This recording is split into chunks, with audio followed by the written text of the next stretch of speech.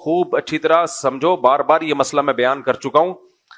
دیکھو ڈاکٹر اسرار رحمت اللہ علیہ کی جو پیش گوئیاں ہیں, گریٹر اسرائیل بنے گا, یہ عراق, شام, اردن, سعودی عرب کا کچھ شمالی علاقہ, ترکی کا جنوبی علاقہ, مصر کا صحرائے سینا, اور اس کے ساتھ ہی جو بہترین اس کا زرخیز ترین علاقہ ڈیلٹا آف نائل, یہ سب یہودیوں کے قبضے میں جائیں گے. یہ پیش گوئیاں ایک اندازہ ہوتی ہیں, صحیح بھی ہو سکتی ہیں, غلط بھی ہو سکتی ہیں. ان پر ایسے ایمان مت لے کے آؤ جیسے ہم قرآن و سنت پہ ایمان لاتے ہیں. میں بھی ایک اندازے سے بات کر سکتا ہوں کہ یہ ہو جائے گا, یہ ہو جائے گا, لیکن وہ نہیں ہوتا. بعض دفعہ ہو بھی جاتا ہے, بعض دفعہ نہیں بھی ہوتا. تو بعض باتیں ڈاکٹر اسرار نے کی تھی وہ نہیں ہوئی پوری, وہ انہوں نے کی تھی لیکن نہیں ہوئی پوری. بعض کی ہیں جو ہو گئی پوری. تو انسان کو انسان رہنے دو, اس کو پیغمبر بنا کے, بزرگ, ایسا بزرگ بنا کے کہ وہ پیشگوئیاں کر رہے ہوتی چلی آ رہی ہیں, یہ مت کرو یہ کام. لوگ کہتے ہیں وہ تو حدیثوں سے پیشگوئیاں کر رہے ہیں. حدیث سے پیشگوئی ممکن ہی نہیں ہے, کیونکہ حدیثوں میں کسی چیز کا ٹائم مینشن نہیں کیا گیا ہے. اور یہ میں اپنی طرف سے نہیں کہہ رہا, یہ پہلے لکھ چکے ہیں علماء اور محدثین. چونکہ تاریخ میں دیکھا ہے علماء محدثین نے کہ حدیثوں سے لوگ تانے بانے ملا کے ایک پریڈکشن کرتے ہیں, ایک پیشگوئی کرتے ہیں, اور پھر اس کے حساب سے ماحول بنانا شروع کر دیتے ہیں, حالانکہ حدیث میں اس کا وہ ٹائم مینشن نہیں ہوتا. اور پھر یا تو اس کے نام پہ کوئی فساد پھیلا دیتے ہیں, یا پھر سادہ لوگ جب دیکھتے ہیں کہ یہ ہونے والا تھا لیکن ہوا نہیں, تو ان کا حدیثوں سے ایمان اڑ جاتا ہے. تو اس لیے یہ جو بھی اس طرح کے اسکالرز گزرے ہیں, یہ ہیں اسکالرز ہی, ان کی بات کو پتھر پہ لکیر سمجھ لینا. اس کی مثال ایسے جیسے ڈاکٹر اسرار نے پیشگوئی کی تھی کہ گریٹسٹ اسرائیل بنے گا, جو پورا مکہ مدینہ اور یہ سب چیزیں, یہ سب اسرائیل میں داخل ہو جائیں گے. ان کی نیت پہ ہمیں کوئی شبہ نہیں ہے, انہوں نے اچھی نیت سے ہی کہا, لیکن یہ بات غلط ہے. اگر آپ نے مان لیا نا کہ گریٹسٹ اسرائیل بنے گا, تو یہ امید کی بات ہے یا مایوسی کی بات ہے؟ مایوس. اس کا مطلب پھر وہ چھوڑ دیں, جو وہاں مزاحمت کر رہے ہیں وہ چھوڑ دیں مزاحمت. جب بنے گا تو کیا ضرورت ہے کرنے کی پھر؟ تو ڈاکٹر اسرار صاحب کی نیت اپنی جگہ, لیکن انشاءاللہ نہیں بنے گا, کسی کا باپ بھی نہیں بننے دے گا ان کو. یہ سٹائل ہونا چاہیے. کیسے بنے گا بھائی؟ آپ کے مکان پہ کسی نے دھمکی دی کہ میں قبضہ کروں گا, تو پہلا ریپلائی آپ کا کیا ہوگا؟ تیرے باپ میں دم میں تو کر کے دکھا. لڑنا تو بعد میں جا کے, کیس ویس تو بعد میں نمٹیں گے بیٹھ کے.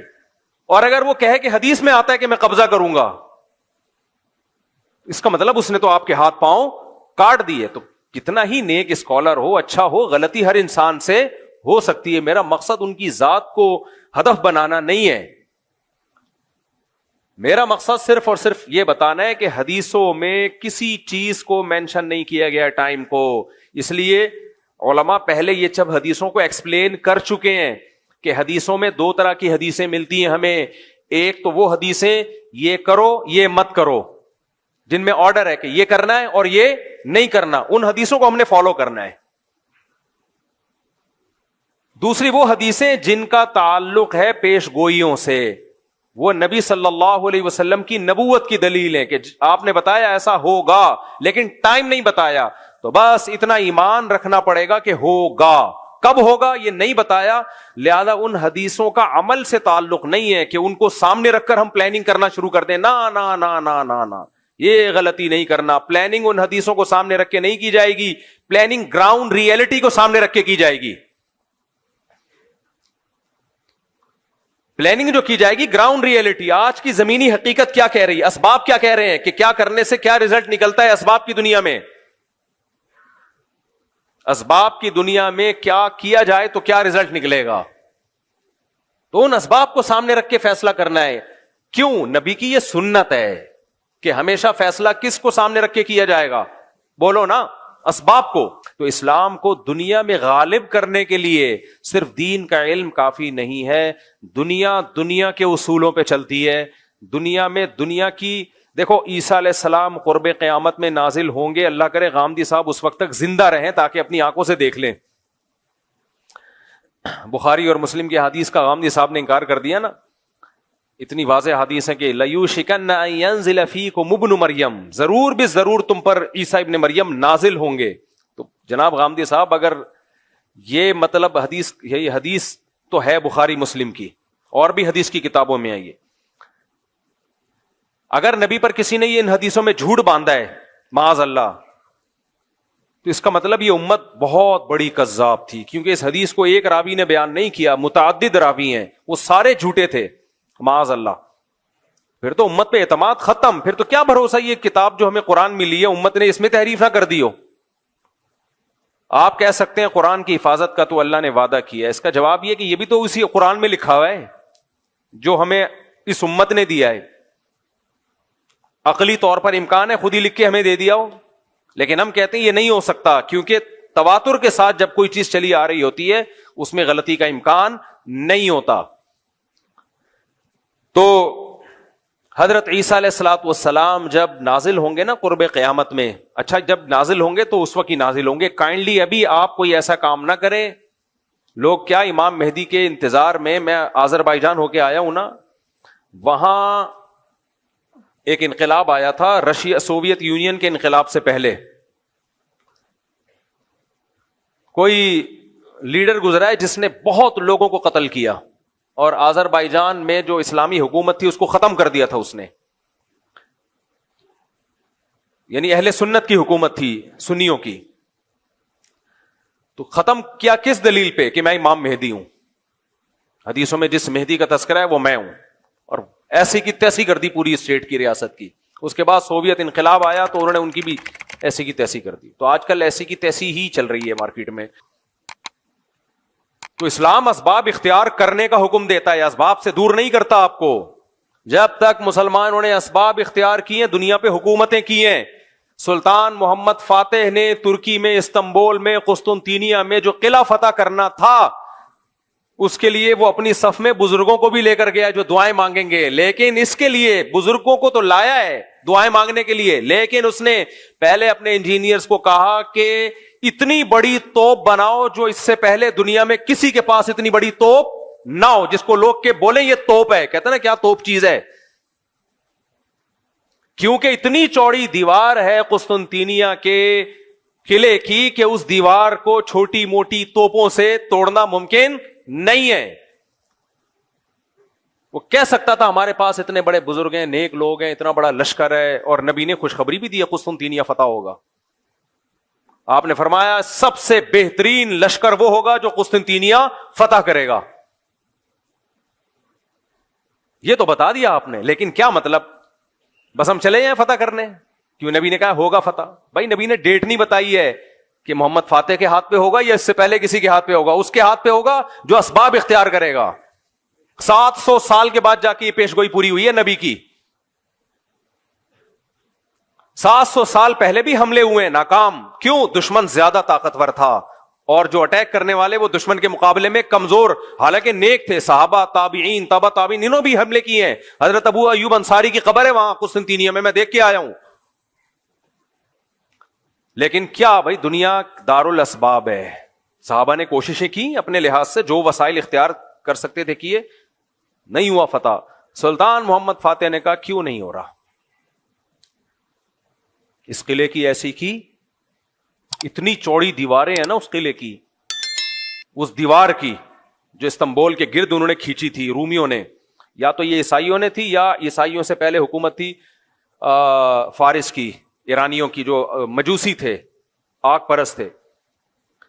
اب اس میں دونوں قول ملتے ہیں ہمیں، مجھے پوری تحقیق نہیں ہے کہ یا تو یہ مجوسیوں نے بنائی تھی پہلے آگ پرست. دو ہی بڑی سپر پاور گزری ہے نا بھائی، ایک ایرانیوں کی گزری ہے اور ایک مسیحی. اس سے پہلے تو یہودیوں کی تھی.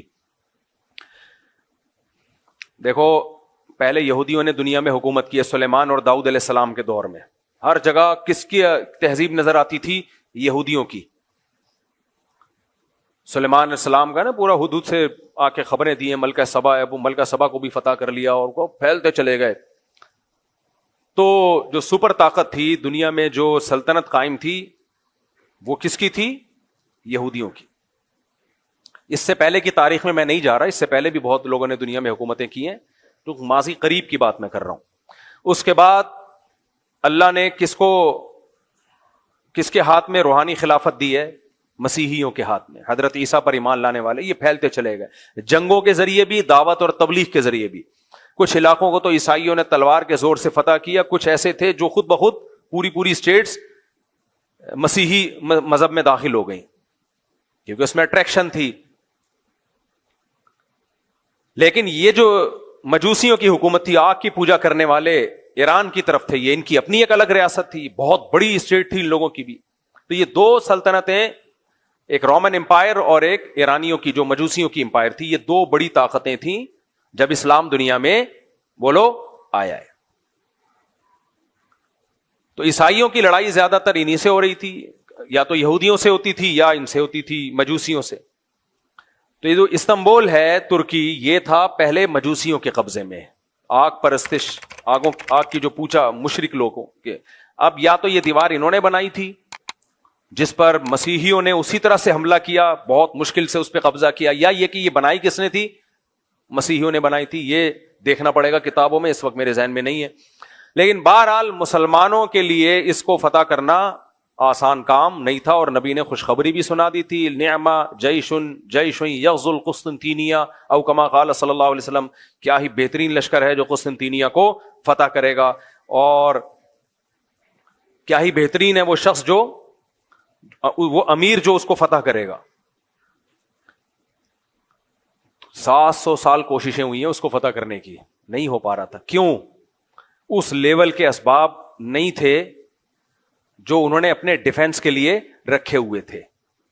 حالانکہ اٹیک کرنے والے, حملہ کرنے والے میرے اور آپ جیسے نہیں تھے, بڑے اللہ والے, بڑے نیک لوگ تھے, بڑے بزرگ لوگ تھے وہ.